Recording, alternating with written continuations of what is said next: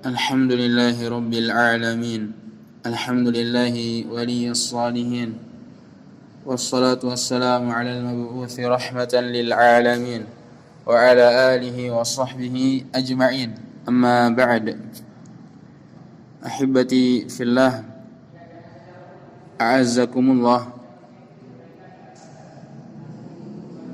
Kita masuk di prinsip atau pondasi yang ketiga, yaitu ma'rifatu an-nabi, yaitu mengenal Rasulullah sallallahu alaihi wasallam. Penulis mengatakan al-aslu ats-tsalitsu ma'rifatu nabiyyikum Muhammadin sallallahu alaihi wasallam. Prinsip yang ketiga adalah mengenal nabi kalian, yaitu Muhammad sallallahu alaihi wasallam.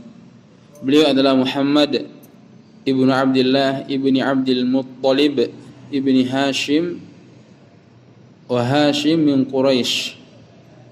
Hashim ini merupakan orang Quraisy, dan Quraisy ini merupakan salah satu kabilah di Arab.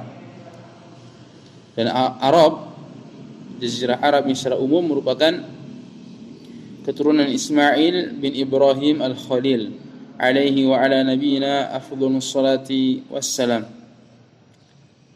Dan Rasulullah sallallahu alaihi wasallam berumur 63 tahun. 40 tahun sebelum diangkat sebagai nabi dan rasul, dan 23 tahun menjadi nabi dan rasul. Nabi sallallahu alaihi wasallam diangkat menjadi nabi dengan turunnya firman Allah, Iqra bismi rabbikal ladzi khalaq, ayat 1 sampai 5. Dan Nabi sallallahu alaihi wasallam diutus menjadi rasul tatkala turun ayat ya ayyuhal muddatsir sampai ayat 7. Wa baladuhu Makkah, dan tempatnya di Makkah. Inilah maksud penulis yang mengatakan nubbi'a bi Iqra. Nabi sallallahu alaihi wasallam diangkat menjadi nabi itu ketika turun wahyu Iqra, di mana beliau belum menyampaikan dakwah ini kepada banyak orang, keluarganya saja. Kemudian Nabi sallallahu alaihi wasallam diutus menjadi rasul pada ketika turun ayat Al-Muddatsir. Dan kedua-duanya ini ketika Nabi sallallahu alaihi wasallam berumur 40 tahun. Dan tempat kediaman Nabi sallallahu alaihi wasallam tatkala itu adalah di Mekah. Ba'athahu Allahu bin-nidharati 'anil syirki wa yad'u ila tauhid.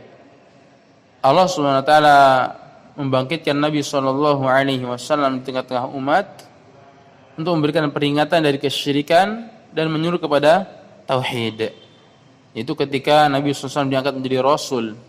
Allah Subhanahu wa taala berfirman, "Ya ayyuhal muddatsir," wahai orang yang berselimut, "Qum fa'anzir," berdirilah engkau, fa'anzir, berikanlah peringatan, "Wa rabbaka fakabbir," dan Tuhanmu besarkanlah, "Wa thiyabaka fatahhir," dan pakaianmu sucikanlah, "Wa rujza fahjur," dan berhala-berhala tinggalkanlah, "Wala tamnun tastakthir," janganlah engkau memberi untuk mendapatkan sesuatu balasan yang lebih banyak, "Wa li rabbika fasbir," dan untuk Rabbmu lah engkau bersabar, maka bersabarlah.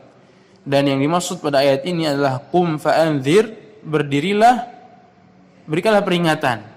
Ini maksudnya dakwah. Yunziru 'anil syirki wa yad'u ila tauhid. Jadi memperingati orang lain dari kesyirikan dan menyuruh kepada tauhid. Nah, ini merupakan dakwah yang pertama kali sallallahu alaihi wasallam membanalah dakwah tauhid.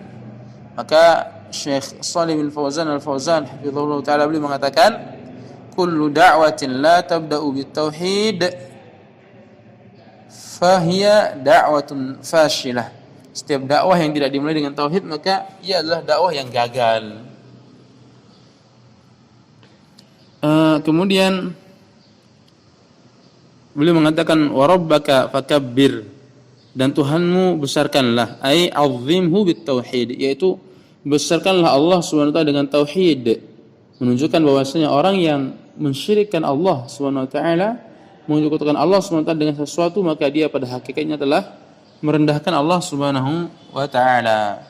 Wa thiyabaka fatahhir, dan pakaianmu sucikanlah. Maksudnya adalah tahhir a'malaka anisyirki, bersihkanlah amalanmu dari kesyirikan. Jadi karena pakaian itu ada dua, ada pakaian yang hissi, pakaian yang nampak seperti baju, seperti pakaian, gamis dan seterusnya. Kemudian ada pakaian atau thiyab yang bermakna batin, yaitu hati dan amalan. Maka belum Allah SWT berfirman, wa thiyabaka fatahhir, dan pakaianmu sucikanlah, maksudnya adalah dan hatimu dan amalanmu bersihkanlah ya dari riya, dari syirikan lainnya. Wa rujza fahjur, dan berhala tinggalkan ia. Ar-rujza bermakna al-asnam, yaitu pakaian. Maka boleh mengatakan ar-rujzu al-asnam. Dan yang dimaksud dengan ar-rujzu adalah patung-patung, asnam. Kemudian wa hajruha tarkuha wa ahliha. Dan yang maksud dengan meninggalkannya adalah meninggalkan patung-patung tersebut dan meninggalkan orang-orang yang menyembah patung. Wal bara'atu minha wa ahliha. Berlepas diri dari dari kesyirikan patung-patung tersebut dan pelakunya. Wa adawatuha wa ahliha, membenci patung-patung tersebut dan orang yang menyembahnya. Wa firaquha wa ahliha, meninggalkan, berpisah dengan mereka.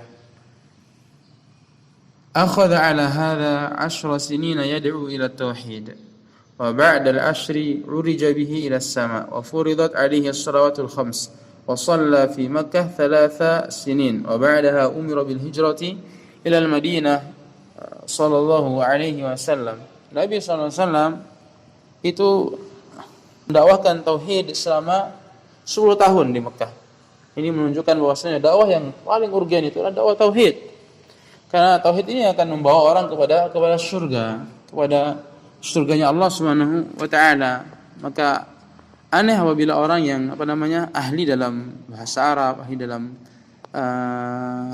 nahwu dan sharaf, ahli baca kitab, tetapi dia tidak mempelajari tauhid. Padahal tauhid ini merupakan perkara yang paling urgen. Bahkan di antara sunnah adalah mengajarkan anak-anak itu tauhid sebelum Al-Qur'an. Mengajarkan tauhid sebelum Al-Qur'an, dan ini merupakan keadaan para salaf rahimahumullahu taala terdahulu. Kemudian setelah 10 tahun Nabi sallallahu alaihi wasallam di-mi'rajkan ke langit, di mana beliau menerima perintah salat di sana, salat yang 5 waktu. Dan Nabi sallallahu alaihi wasallam salat selama 3 tahun di Makkah. Kemudian setelah itu diperintahkan untuk hijrah ke Madinah, di mana karena banyaknya sekali cobaan-cobaan dan rintangan yang dihadapi oleh Nabi sallallahu alaihi wasallam dan para sahabat yang lain, maka beliau diperintahkan untuk berhijrah oleh Allah Subhanahu wa taala ke Madinah. Dan kisah-kisah mereka ini, para sahabat radhiyallahu taala anhum, menguatkan hati kita. Bisa dibaca di Ar-Rahiqul Makhtum, tulisan Syekh Abdurrahman Al-Mubarakfuri, Syekh Safiyur Rahman Al-Mubarakfuri rahimahullahu ta'ala.